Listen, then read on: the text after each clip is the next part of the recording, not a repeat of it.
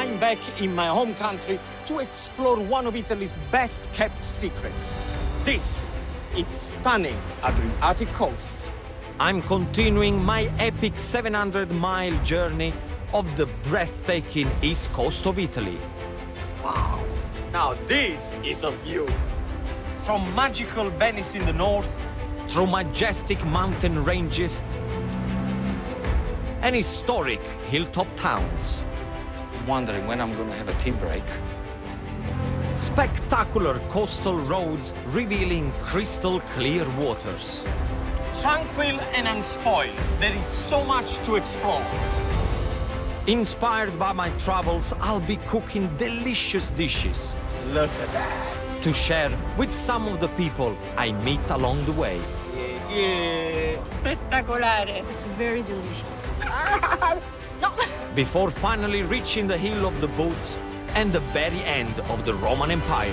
It's just awesome. Awesome.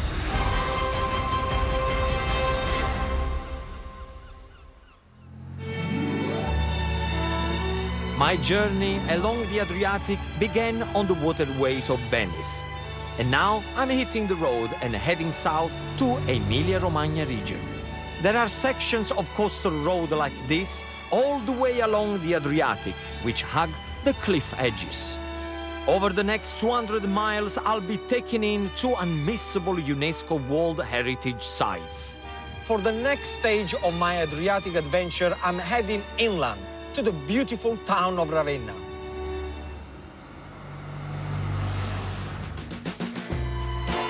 Ravenna lies 6 miles inland from the coast and is a 2.5-hour drive from Venice.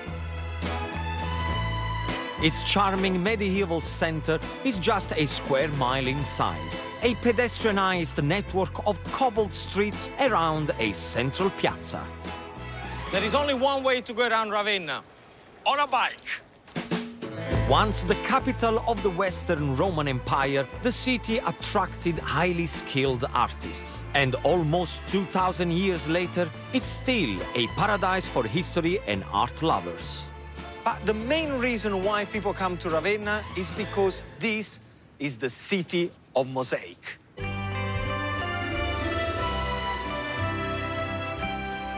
Ravenna has one of the world's biggest collections of early Christian mosaics, and 8 of its buildings have protected UNESCO status, 7 of which are in the heart of the city. Romina Castiglione is a local mosaic artist. Once a basilica? Di San Vitale. San Vitale. Esatto. Okay. So this is the Basilica of San Vitale. Esatto, and è it's bellissima. amazing. Sì. Cristo proprio importantissimo al centro dell'abside e poi c'è il re Giustiniano. So the last emperor, Re Giustiniano, he was the one who commissioned this beautiful artwork. Jesus always in the middle, as you would expect. How old? 15 secoli. In 15 secoli, fa. 1500 anni. Esatto, esatto. This is 1,500 years old, and it still looks like it's new. San Vitale is a Byzantine masterpiece, and the church's octagonal shape makes it unique. In the grounds of the church is the mausoleum of the Galla Placidia. This small cross-shaped building is home to a mosaic with Eastern influences. Wow. Eccoci qua. I am speechless. I've never seen something so beautiful, all sparkling. You feel like you're actually under the stars. E tutti questi mosaici. Sì, sì, sì. And all made with this little mosaic. Quindi quanto tempo ci vuole a fare un servizio del genere? Beh, storicamente ci sono voluti 30 anni circa. Oh, 30 years to do the mosaic around here. 30 years. I'm wondering where do they get the ideas from? E l'idea da dove viene? Dare un significato al discorso della morte. See, all the idea is to give people hope of what they would find after death. That's where the symbols are. So you will see that there are a lot of doves, there are a lot of ships there. I think this is where we lost a lot of arts, you know, worldwide, because we have too many distractions nowadays, and nobody wants to do these meticulous and beautiful little things anymore. Shame. Thankfully, Romina is part of a thriving community keeping the art of mosaic alive. Just around the corner from San Vitale is the studio where she works. Bello. These artists restore ancient mosaics and design and create new pieces of work. So this is where all the masterpiece happens. As you can see, there are people everywhere putting this little mosaic. This one is nearly there. I'm guessing, questo è chi fa la foto poi lo replica, no? Esatto. So every church will send the picture of what they want and they replicate it. This piece has been commissioned by a church in Lebanon. Sicuro? Certo, una prova. Vado? Certo. Ok, va. Proviamo a mettere fammi un po' di vedere. carta. I have to try to put at least one little piece of mosaic.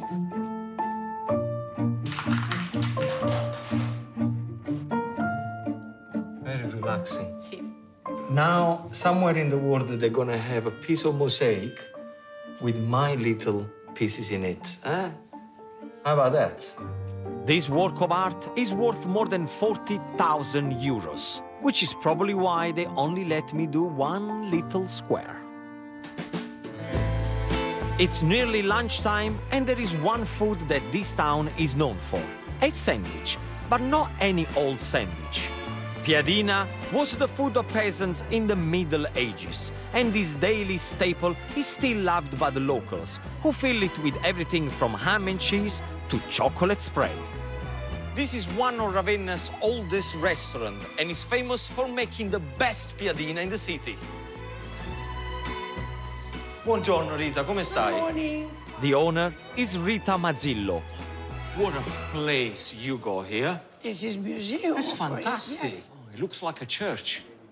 They're telling me that you make the best piadina in the city. 45 years All right. is the old recipe. So the same recipe for Same 45 years. recipe, yes. I want to see how they make it.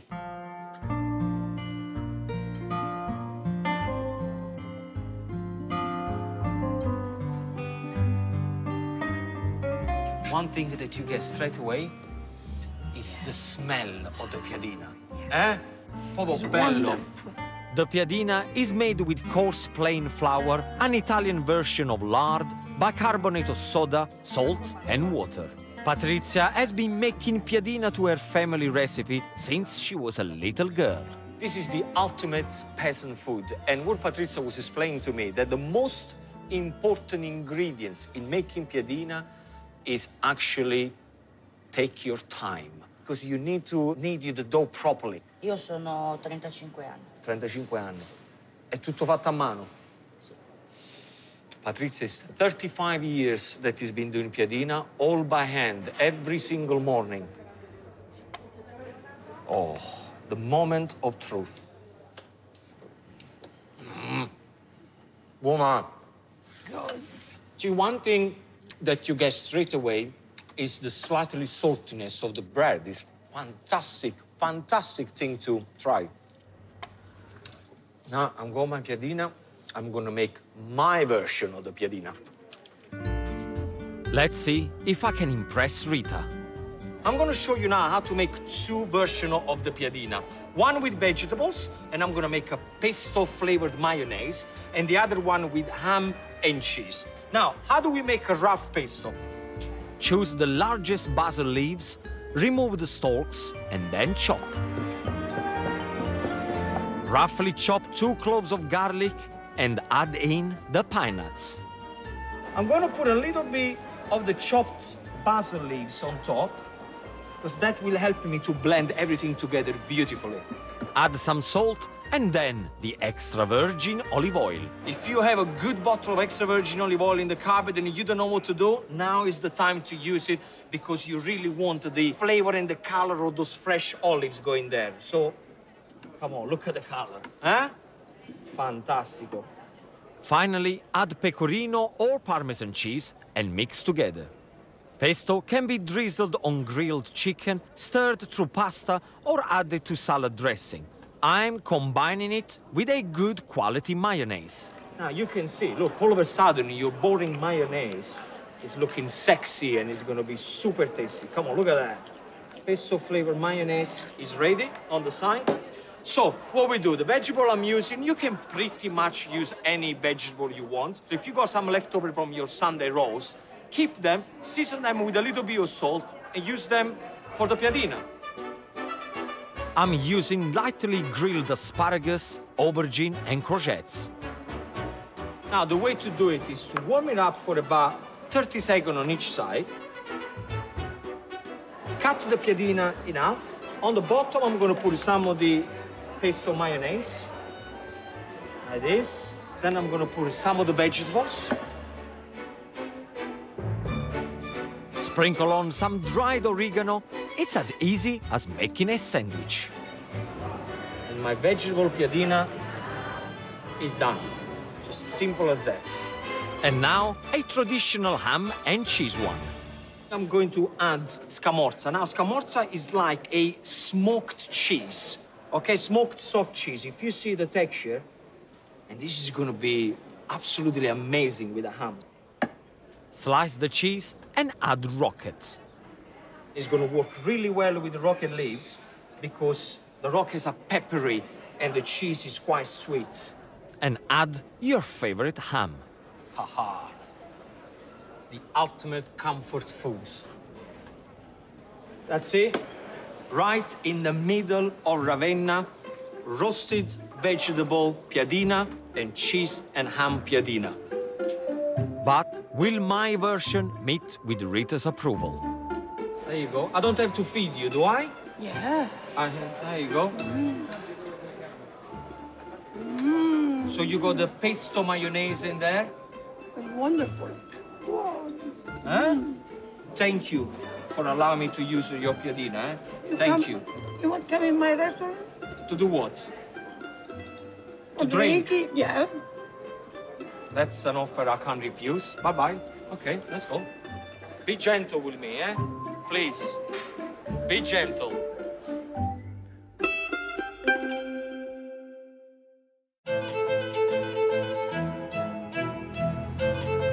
Leaving Ravenna behind, I'm heading further south and crossing into the Marche region.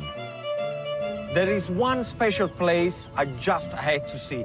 A tiny city with a big history that clings to the top of a mountain, San Marino. An hour and a half's drive from Ravenna, it lies 12 miles from the coast. San Marino is the world's oldest country. Landlocked by Italy, its imposing fortress is a World Heritage Site, and it sits 2,500 feet above sea level. Founded in the 4th century, it's the 5th smallest nation in the world, just 24 square miles. It has its own government, flag, and head of state. Antonella Mularoni was head of state known as Captain Regent in 2013. So this is the Kingdom of San Marino, and you are the queen. No, I'm not the queen. Yeah, but don't be too modest. Don't be too modest. If you're the queen, you are the queen. No, it's true. It is the equivalent of the queen, with the difference that they are two. They change every 6 months, and they are selected among members of parliament. Oh, so anyone can be the queen or the king? Usually they are members of parliament. That's it. I'm going to move to San Marino. I want to be the king of San Marino. Yeah. What do you think is so special about San Marino? San Marino is the most ancient republic in the world. It has always been independent. People are very proud of their history, of their tradition, of their institution. Is it easy to become a resident here? It's not easy. You must either have a wife or a husband in San Marino, or to come in San Marino and invest and stay here to provide work for people. My mom and dad always spoke to me about San Marino. They came here when they were young. I never had the chance to come here with them. But I remember I've always promised them that one day I would be here, so thank you. So you kept your promise? I kept my promise. And I have to say they were right. This is just beautiful. And there is one thing my mom told me to do if I came here. So Antonella leads me from the main square to the post office. Buongiorno. Buongiorno. Tutto bene? Tutto bene, grazie. Volevo stampare... non lo so dove si stampa. See, I know that is something probably silly for many of you, but to me, it's actually quite cool. This is my first stamp in my new passport, and I got a San Marino stamp, which not many people has. Being one of the world's smallest countries, San Marino has always been vulnerable to attack. For more than 1,500 years, it was the Crossbow men who protected its independence. And today, a group of 70 locals continue the tradition. Okay, questo per lei, questo per lei. 1, 2, 3, bang! Look at that! They actually got it! Incredible. See, this is super cool. I want to try now. Ma posso provare io? No. No? No. He said no way that he's gonna allow me to shoot it, just in case I kill someone. Stefano Ugolini is the head of the Crossbow Man Federation. Alto medioevo nell'Ottocento, tradizione del palio del 3 settembre. So they were explaining to me that the crossbow tradition goes back to the 1400s, when they used to be vigilant around the market, make sure that nobody would steal anything. And they just want to keep the tradition going because they want the young generation to understand what it's all about. Io sono pronto. Te sei pronto? Io non rischio però. No? No. See? I said, if I put an apple on my head and I'm gonna stand over there, would you shoot the bow arrow? He said, no way. What about a watermelon? E se mi metto un melone? Sì, magari proviamo. Proviamo. No, sì. Ah, with the watermelon is okay. Can we get a watermelon? As well as striving to preserve its independence, San Marino also produces foods with protected status. I'm going to use the local honey to create a pudding fit for a capitan regent. I am on top of San Marino, 700 meters above sea level, and I have to admit, it's a little bit nippy, but well worth it. Look at the view behind me. I do cook in the best places ever in Italy. Now, you guys have bread and butter pudding. I'm gonna do a recipe which is very similar, but using very local ingredients. I am sure that everybody gets one of these every Christmas, and probably only 10% of you will actually slice it and have it with a cup of tea. Everybody else will like, what am I gonna do with it? First, cut the panettone into about 1.5 inch slices. And then cut again into triangles. I love to use panettone for my pudding because usually with a bread and butter pudding, you will smother it with butter. With this one, you don't have to do it because panettone already has butter in it. Place the pieces in the dish and press down. Can you see all these little raisins? Don't throw them away because this is all flavor. Just scatter them all over. And then I'm using some local honey here, which I'm just gonna drizzle it as this. Now let me show you how to make the cold custard. Usually when you have a bread and butter pudding, you will put on the heat the custard and thicken it up. I'm using a completely different technique, which is much simpler and it works as good as. For the cold custard, use 2 whole eggs and 4 yolks. Just gently whisk. What I don't want you to do is to whisk too hard, because otherwise it's going to start to foam, and all the other ingredients, they don't blend in very well when it foams. In there, we're going to pour a little bit of vanilla extract, probably a tablespoon of vanilla extract will do the job. Then I'm using some Marsala wine. Use 3 tablespoons of this sweet wine, and then add some custard sugar and whisk together. Add 400 milliliters of full-fat milk and a glug of double cream. The double cream is going to give extra richness. Job done. Your custard is ready. Okay, so I got my panettone with the honey in the dish. Get yourself a ladle. And what you want to do, slowly, slowly, make sure you pour the custard on the panettone.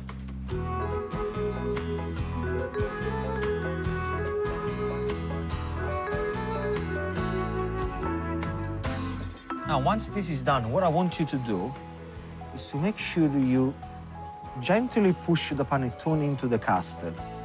Finally, to give it a nice crust, sprinkle over some brown sugar. Now, you may be wondering, how am I going to cook the pudding here?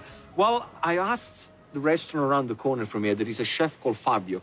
And I said to him, I begged him this morning, I said, is there any chance you can pour the oven on? And very kindly, Fabio, he said yes. I kind of forced him.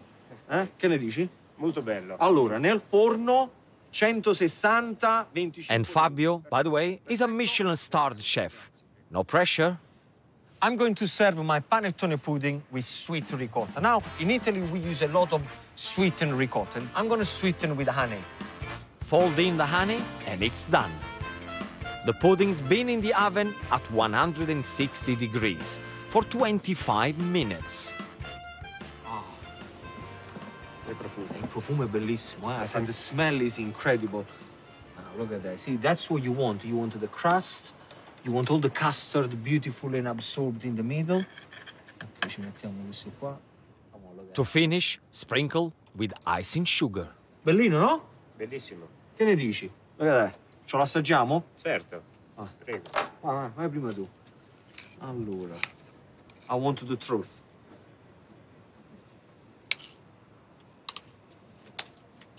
Fantastico. Fantastico? Croccante. Fantastico is Fresco. my line usually, but it's okay. È croccante? Croccante. It's nice and crispy on top. That's the way it should be. This is just magnificent. Panettone and honey pudding with local ingredients done here in the beautiful San Marino with my friend Fabio. The next stop on my journey will take me to a real hidden gem, the spectacular Conero Riviera. Oh, yes. Rich wine. Salute. Sweeping vineyards, medieval towns, and a truly breathtaking coastline. You guys should come here, by the way. All right? Don't tell them that I send you. Just come here. Where I'll be cooking up the ultimate macaroni cheese. Discover the mouth-watering recipes and beautiful scenery of Italy's Adriatic coast in Gino's sumptuous new cookbook. Fantastico. And for more fun with Gino, Keith and the gang, head to ITV2 in an hour for new Celebrity Juice. Next here on ITV, find out what links our mysterious poisoned victims and the suspects as pressure builds on Wagstaff for its new dark heart.